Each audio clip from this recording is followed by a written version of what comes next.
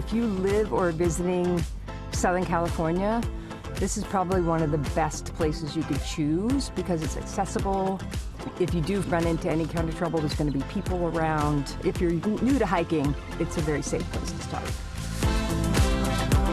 I would say if you want to choose Griffith Park, the reason you would do it is because you're getting history. You can see the Hollywood sign, you can see the Griffith Park Observatory, and if it's a clear day, you can see downtown LA, Century City, out to the ocean at times. They've even got down below, there's a cave that they filmed the Batman car, and you know, when it drove out for the Batman movie, so you can just, if you want something short, you can park there and just walk up and be like, hey, this is where a movie was made. So, super fun. One of the basic do's is you definitely want to stay on trail. These trails are maintained, so there's a less likelihood of you getting hurt on the trails as opposed to off the trail. So you can see the path right here. There's a sign posted, caution rattlesnakes, and the little no footpath sign. This is actually an animal path, so the animals form this path, and over time people start walking over to that. Those paths, we do not maintain them. They're very uneven, and you're also stepping into basically the homes of the animal wildlife in here. So we're trying to keep people on the trails and off of the animal paths because you're starting to basically invade the animals' territory, disturbing their homes, and there's a higher likelihood of you getting lost or getting injured off the designated trails. You do sometimes see a snake, and I'm never afraid of them. They're always at the side of the road. They don't like me. They hear me stomping along, so they just head off into the bushes. If you encounter wildlife in the park, you have to be mindful that you're in their home. This is their habitat. We're the ones that are visiting. So if you see any wildlife, just let them be, let them do their thing. Bring your dogs, just make sure that they're on leash. The last thing we want for them to do is to see a squirrel running across or a coyote and try to chase after them, and then they're lost.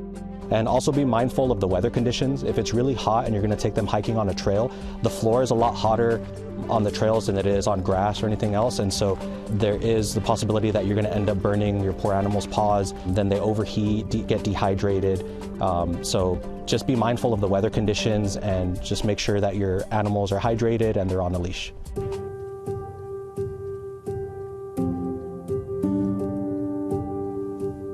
Because the weather is so beautiful in Los Angeles and we have people hitting these trails 7 days a week, oftentimes even off into the evenings, it keeps your LAFD pretty busy. But you can rest assured that the Los Angeles City Fire Department is very well prepared and ready to assist anybody that may become sick or injured on one of these trails. Anywhere from airborne assets like our helicopter rescue teams to ground assets like brush patrols, fire engines, and firefighters. So typically what we'll do is we'll have firefighters come on foot and they'll coordinate rescues with helicopters to assist on rescuing anybody that may be hurt or injured or sick on that trail.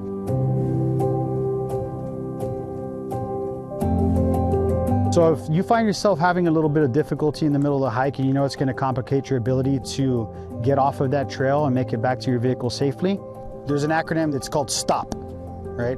You want to stay put, you want to think, you want to observe, and you want to plan. So stay put, don't move, because when you move, it makes it difficult for rescuers to be able to access where you're at. You want to think about where you're at and how to articulate that information.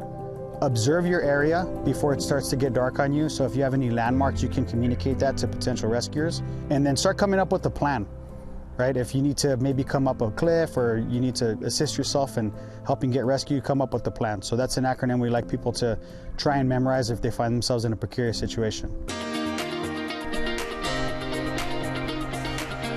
You want to make sure if you're going to be hiking in peak season, like in the spring or summertime, consider hiking in the morning when the weather is a lot cooler, or in the afternoons when it's not as warm. If you're going to be hiking in the fall or winter, be assured that it's not going to be raining on you at some point when you're on that trail, because that brings a whole nother element to your ability to get on and off that trail, such as water, rock, and debris flows, making the trails a lot slipperier, sometimes being washed out. So those are some things to consider depending on the climate and the weather you're going to be experiencing.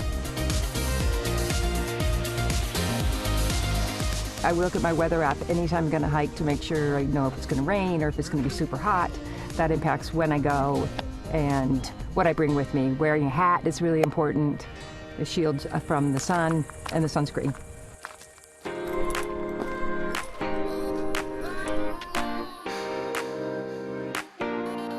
Doing a little bit of research what the weather is going to be doing that day. Are we going to be in a red flag day? Are we going to be having a high heat advisory? Is it going to be raining? All these things are going to affect your ability to be able to stay safe and have a good time while you're hiking on the trails. It's my passion. I love being outdoors. I love the fresh air. I love the nature. I love breaking a sweat and getting the exercise. Getting away from the city and kind of in a quiet place, I feel more centered. It's a stress release. Just gives you that space for yourself and for your brain to have a rest from all the things that are going on in the world and to just look up and see, you know, the trees and the view.